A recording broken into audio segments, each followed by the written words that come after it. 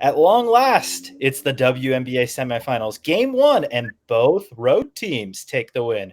We've got Jackie Powell here to break down the first day of WNBA semifinal action. It's the Locked On Women's Basketball Podcast. Let's go.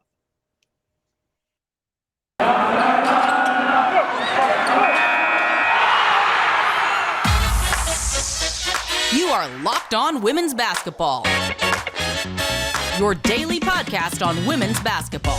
Part of the Locked On Podcast Network, your team every day.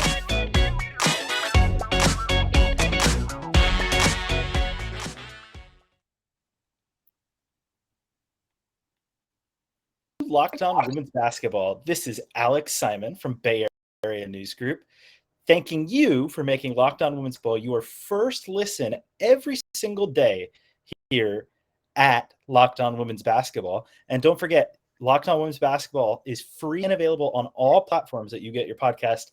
And you can even watch the episode every day on YouTube.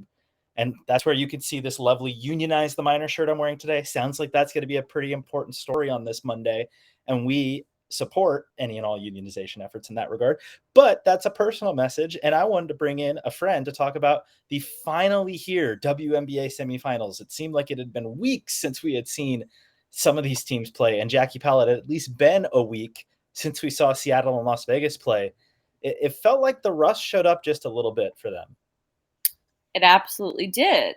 And I think it was Becky Hammon who said during her pregame that she even expected it. I guess when you look at the fact that you had that, there is going to be a delay. There is going to be a week between games. I kind of wonder if that had been something that there could have been some scheduling, ways to schedule around. But it did create quite the Sunday for action that way. In the Seattle-Vegas game, it's really been a very contentious time each and every time they've met up in the last 4 or 5 years, but especially since they met in the finals in the bubble. I guess just as we got into this series, what were you anticipating as kind of a key that showed up or didn't show up in game one so far?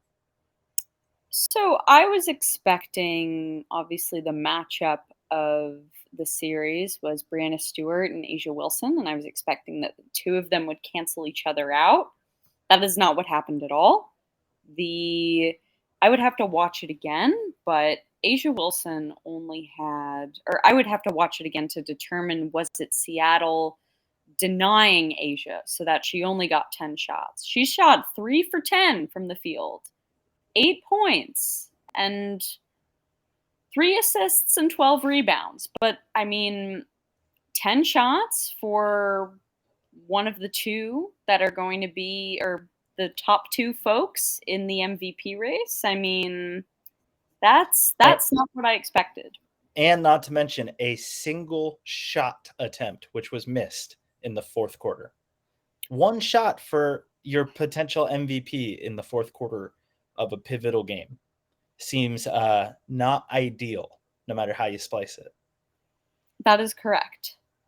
What did come true was Chelsea Gray. I had a feeling that she was my Aces X factor because she's just been on an absolute tear. And I feel like so obviously Dearica Hamby, one of their main pieces, is out right now. I feel like if Chelsea Gray were injured, I'd be much more concerned because Chelsea Gray is sort of she's sort of like the Professor X, if I'm going to make an X-Men reference. She's sort of... Ooh, I like that. I like that.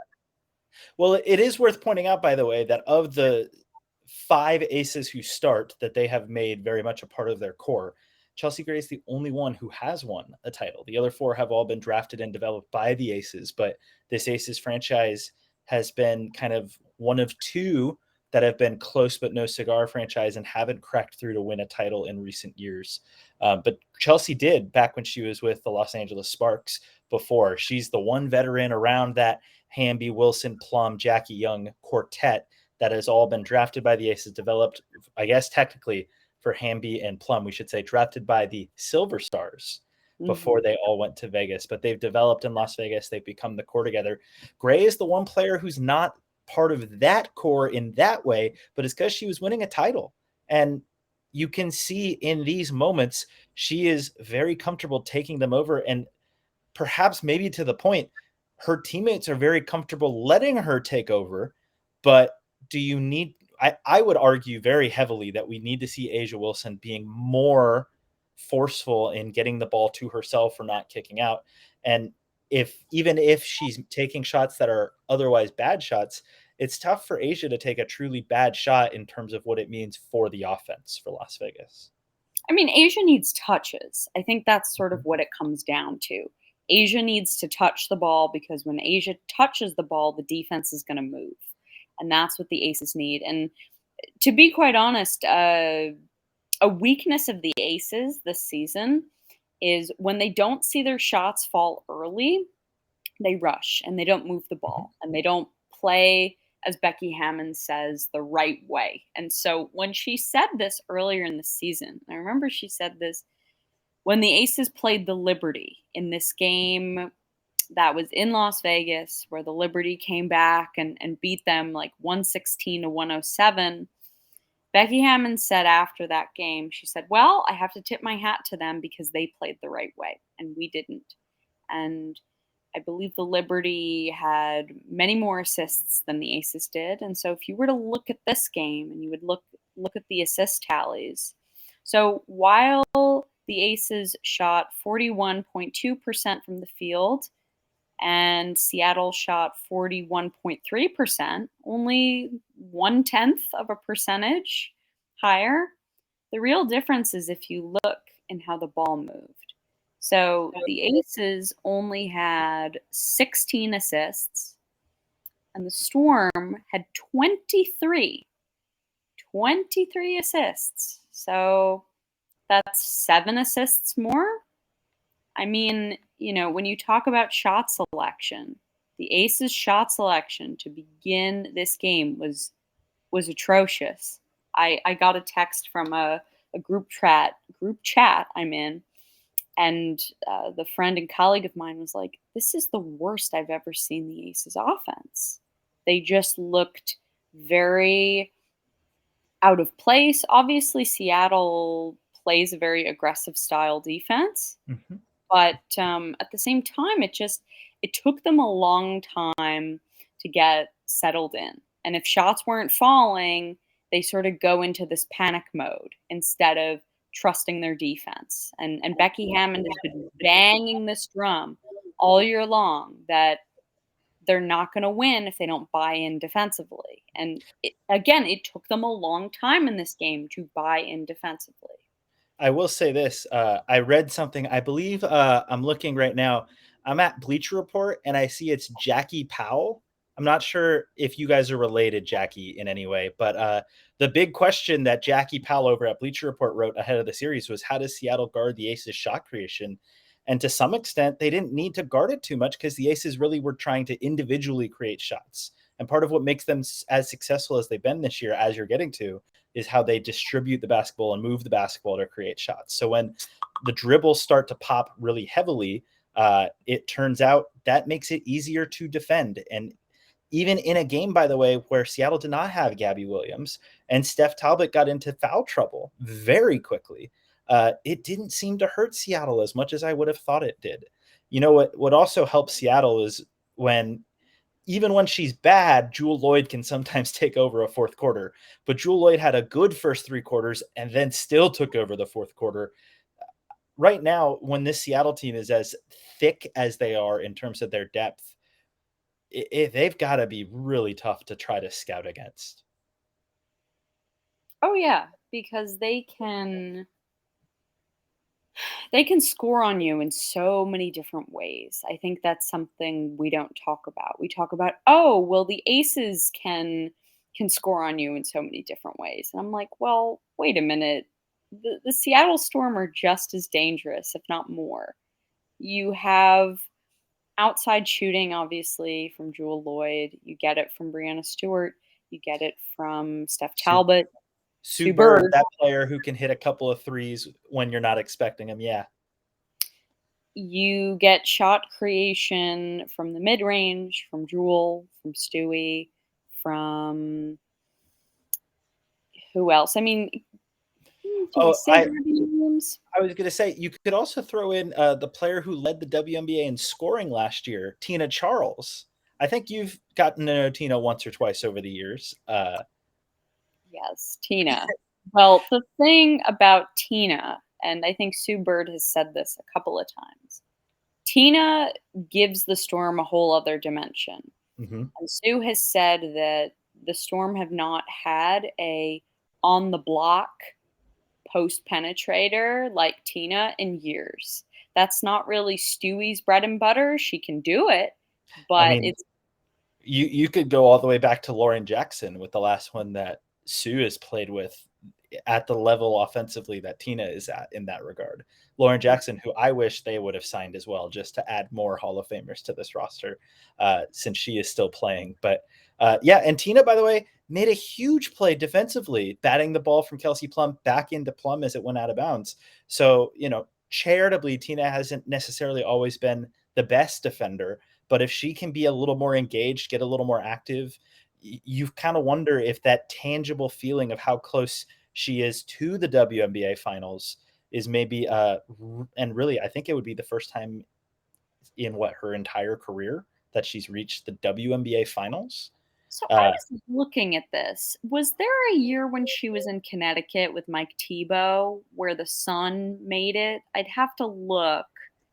I I would thought also have to double check, which if we keep talking and stalling, one of us will have it loaded up fast enough that we'll be able to see if she made it all the way there one of those years. But I can talk about Tina if you want to look it through, because the comment I have about Tina's performance was that although she was missing some shots at the rim and she was missing some chippies that just didn't go, what I was most impressed by was how she sort of buckled down and was like, you know what? That doesn't matter. I'm going to impact this game in other ways. Mhm. I'm going to get on the glass. I'm going to be really aggressive rebounding the ball. And it's interesting because there's some people who consider rebounding and defensive rebounding a part of defense. I don't know if I do. I sort of put it in its own category rather than how you're defending someone. I guess boxing someone out. I don't know if I consider that defense. Maybe I do, maybe I don't. But Tina even spoke in the post game press conference that she actually studied some tendencies of Las Vegas's post players to try to figure out how to box them out and how to make sure that she was getting all of those rebounds. It was a Storm franchise record. She had 18 rebounds. That seems like a good number. Yes, it does. And this is a player, I am sure, as he's listening to this, as I fill in for him on the podcast, our fearless leader, Howard Megdal, is just screaming at us. No, Tina has never made it to the WNBA final. She's been twice, one game away, playing a winner-take-all game 3 back in the old semis when they only played 3. And her team lost both of those times. Tamika Catchings, that player seems pretty good. She knocked Tina out both times. My, what a word. I do think, yeah, it's going to be a fascinating series, and one that, there was a full week in between these two teams' last game. Actually, Vegas even had an extra day than that. So there was time for them to study the tendencies, and I am sure it will be a fascinating series as we get ready for game 2 there. Before we go to game 2, one of the other series, though, I want to ask, are you one of those people who thinks it's okay to drive stoned? Oh, What's the God. worst that can happen? You end up driving below the speed limit? It's no big deal, right? Wrong. The truth is your reaction times slow way down when you're high. You not only put yourself in danger, but everyone around you. Talk about a buzzkill. So please stop kidding yourself. It's not okay to drive high. If you've been using marijuana in any form, do not get behind the wheel. If you feel different, drive different. And if you drive high, you will get a DUI. Jackie, thank you for joining us for this podcast. People can read your coverage at the next. I'm sure there will be some more Liberty stuff here, but what you're doing kind of about the WNBA at large can be read over at Bleacher Report, where I noticed in your preview that you said DeWanna Bonner might be the X factor for the Connecticut Sun. And boy, did that turn out to be true in game 1 here, as these other road teams, both road teams, go on to take the first game of the semifinals. And I just wanted to get your thoughts on what you saw from the Connecticut Sun, and especially from DeWanna Bonner. Well, from the Connecticut Sun, they did what I thought they were going to do when it came to trying to get this one win. And what they had to do was they had to make the Sky feel really uncomfortable and sort of junk up the pretty offense that the Sky run. And that's exactly what they did. And Kurt Miller came on during his post-game press conference and he said, listen, like, the key to us winning games in this series is it's going to have to be messy. It's going to have to be a messy game. And if you look at the score, it is a messy game. I mean, 68-63. That is low scoring. If we look at the shot percentages, I mean, the Sky shot 35.3%. The Sun shot 37.3%. I mean, you hold a team to under 40% and it gives you a good shot of winning that game. But that was not the case. And the Sun scored, I believe, was it 20 points off Chicago turnovers? And that's their bread and butter. I mean, the Sky are really good in transition as well, but as are the Sun. And I just wonder too, I think your big question coming in, and one that I think everybody had after the way these two teams played last season, was, do the Sky have an answer in this touch? Excuse me. Do the Sun have an answer to the Sky? And in part, DeWanna Bonner being so capable of crashing into the lane, and especially because DeWanna was playing the 2 for a significant stretch of the fourth quarter as Kurt Miller brought out the biggest lineup the world's ever seen.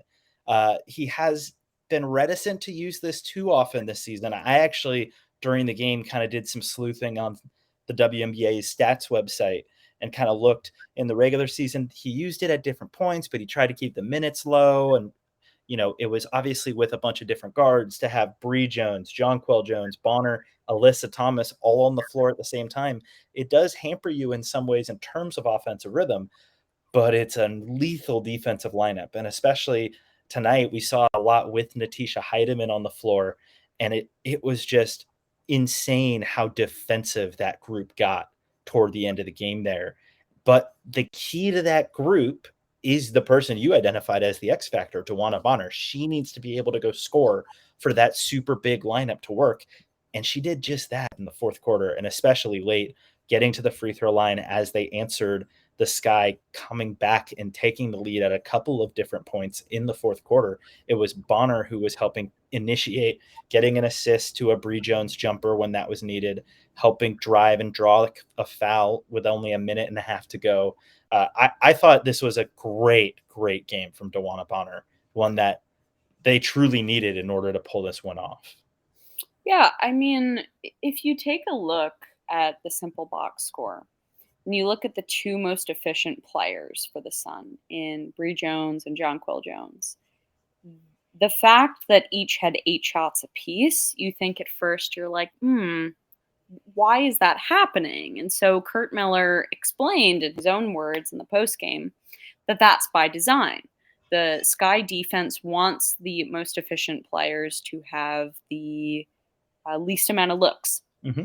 And so that leaves a player like DeWanna Bonner an opportunity to, I guess, be really aggressive. And that's what she was. I mean, if you look at her field goal percentage, it also was not pretty. Like, if you were to, you basically compare DeWanna Bonner's performance to the performance of the Sun. And it's sort of parallel in that it both wasn't very pretty, but it was gritty enough for them to both get the job done. I mean, you look, DeWanna Bonner had 9 rebounds and 5 assists, and she's a small forward. 3 steals too, by the way, on top of that.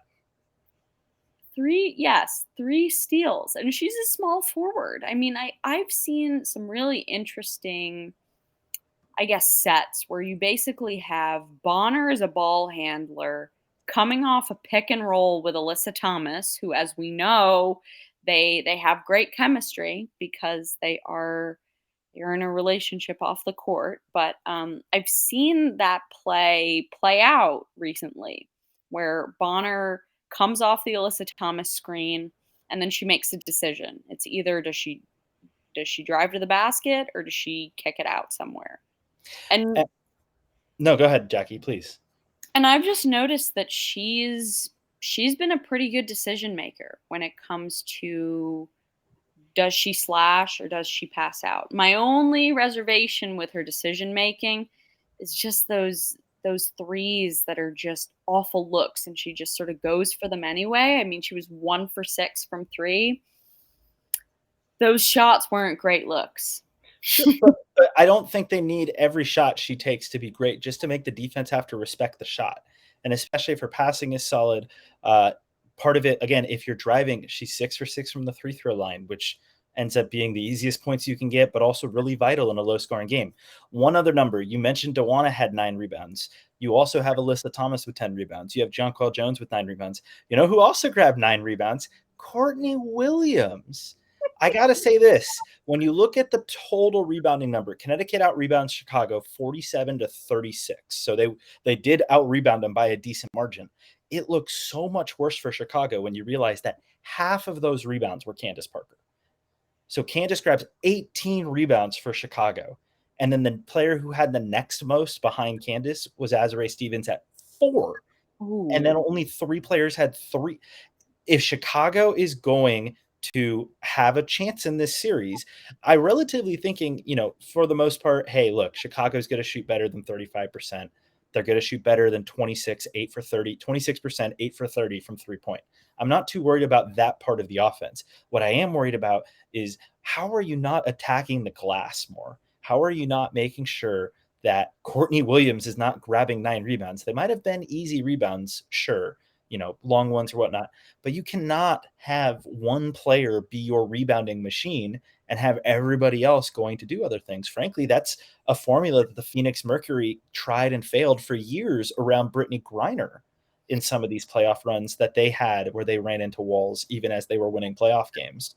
And Candace is a phenomenal player, and she deserves all the plaudits for what was a truly sensational basketball game. Let me just read the stat line so we have it. 19 points, 18 rebounds, 5 assists, 4 steals, 6 blocks.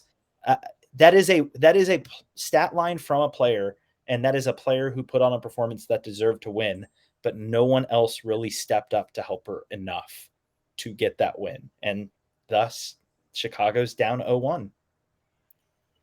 Yeah, I mean, from what I predicted in my playoff preview, I think they're going to respond because we saw how they responded after game 1 against the Liberty. But I think it's interesting because Azurá Stevens spoke post-game, and she thought that, or at least it was almost her team wasn't ready for the type of defensive coverage and the type of defensive intensity that Connecticut played with. And I must give it to Courtney Williams. I mean, I watched her. She was pretty aggressive on the glass. And mm-hmm. Courtney Williams, because she has that elevation, she can be a good rebounder when she puts her mind to it. And of course, there was this very dramatic moment where she and Kalia Copper were battling for the ball. It was a jump ball. They were like on top of each other. They didn't want to let go. And oh, excuse me. No, you're good. I think what we're seeing here is that these two teams met up, and this is essentially the inverse of what happened in last year's game, where a Connecticut team that's super defensive was the hosting Chicago, and Chicago forced that game to overtime, but got it to be really offensive. Courtney Vandersloot has a great triple-double performance, and they get the win. Even if they lose game 2, they had 2 at home and took care of the series in Chicago. This year, Connecticut probably knows it needs to keep these games kind of ugly, kind of low scoring, and 68-63 is exactly how I think Curt Miller and the Sun would like this to stay. That magic number to me feels, at least in regular season, kind of around 80. If we're getting at or near 80, it seems like that's going the way the sky won it. Connecticut can score there, but at least through game 1, if you're Connecticut, you just have to feel like, all right, we got 1. We can play loose in game 2, not worry. If we lose, we got 2 games at home to take care of business. And I think we're getting very close to the point where the Connecticut Sun look like even without Jasmine Thomas, it might be just fine this season. And they are now 2 wins away from the WNBA finals. Jackie Powell, you predicted in your Bleacher Report preview both series. For your first one, you said the Storm in 5. I have to imagine you're still feeling very confident in that and might only be wrong if Seattle makes it a shorter series. I guess. How do you did though say Sky in 4? Do you feel like this is a Chicago team that has enough to, I guess, not just win one game here to make sure they even the series up, but then potentially go and get both road games? You just saw them take a winner take all road game in New York. Are you pretty confident in what the Sky team could do if they had to go in, and now they will have to get one win in Connecticut, if not 2, to advance to the next round? Do you think that they're capable of doing that right now? I think so. I mean, the way they played against the Liberty in games 2 and 3, they were pretty scary defensively. And I thought defensively tonight, they were fine. I think we have to remember that the Connecticut Sun, the way they play offensively is very like bully ball in the paint. It's not a lot of ball player movement. Mm-hmm. It's not a lot of pick and roll. It's very much so post seals on the block. So I think the Chicago Sky need to tighten up defensively. I mean, James Wade was fine with the defensive performance, and obviously it was a 68-63 game. It was very defensive in general, but I mean, I just didn't see the Sky being as aggressive until the second half. And they have to be aggressive all the way through. The Sun were the ones who had the first punch. And, the Sky pulled out the first punch in games 2 and 3 against the Liberty. And it will be fascinating to see when we get games 2 for both of these series coming up on Wednesday. Jackie, thank you so much for joining us. Where can the people find you and all that you do covering the WNBA? Y'all can find me at my Twitter handle. I always do this wrong. There we go. Yeah, you got it there. But you should probably say it out loud for the audio listeners on the podcast feed. I know this is a visual podcast, but I know. Yes, the people watching will see me yawn as it's quite late. But you can find me at ClassicJPow. And my work covering the WNBA writ large and nationally, that can be found at Bleacher Report for predictions. And later there will be some features when we get to the finals. And if you want to read about the New York Liberty and what they've done and what they will be doing, you can read that work of mine at thenexthoops.com. Currently, I'm working on a piece about how their season ended and what the future holds. It is quite the future, and you never know who will be a part of it in the WNBA because the Liberty feel like a fascinating team in that regard. You can find me at Alex Simon Sports. Make sure you check out at The Next Hoops to see all of our coverage from the WNBA semifinals. And hey, college basketball season, it's coming here quick. Be ready for it. We also have this thing called the World Cup down in Australia coming a month from now. Actually, even less than a month from now. I think it's like 3 weeks away already. So get ready for some late nights over in New York City, Jackie, because if you're staying up to watch the World Cup, it's going to be late into the night, early in the morning. I know you can't wait. I can see it in your eyes right now. Thank you so much for joining us on Locked On Women's Basketball here on this Monday, the start of the WNBA semifinals. We will be here for the rest of this series all the way through the playoffs. Come back and join us later this week, and have a nice Monday, everyone.